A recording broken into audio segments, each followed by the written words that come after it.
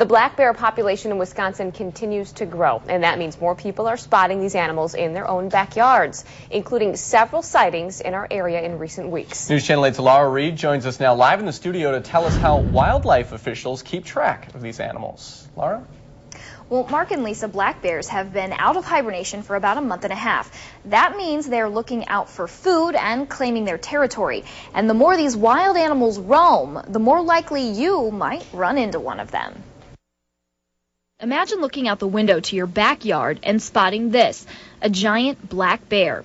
The video of this bear was given to the DNR by a homeowner in the La Crosse area. Wildlife biologists say the bears become more active the longer they're out of hibernation. What they do is they kind of roam in a territory looking for this food base. Lichty says there are 4 or 5 bears in La Crosse County. He says he works to track the bears and their movements. He looks for special markings or characteristics on the bears as well as their track size. Based on pictures alone, Lichty says there's a strong possibility that this bear, spotted near Lost Ridge on Highway 33, is the same bear he's been following that was spotted near Highway 14. If I can identify specific marks on them, like one bear has a white patch on its shoulder, another one has a really dark muzzle on it compared to a lighter tan muzzle compared to some of the other ones.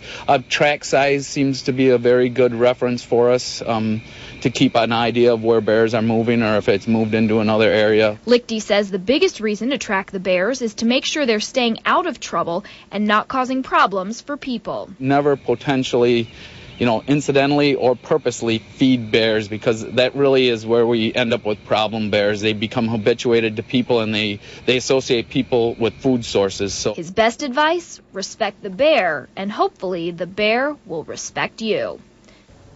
Now, if you do happen to come across a bear, wildlife biologists suggest slowly backing away from the animal. And if the bear moves towards you, start to talk loudly and put your hands above your head as you back away. Bears have much better hearing than eyesight, so as long as you let the bear know you're there, you shouldn't have any problems. All right, thank you, Laura. The DNR says pictures and videos sent in by people of bears are some of the best tools for tracking the animals. And if you're interested in seeing more pictures of the bears seen in our area, log on to WKBT.com.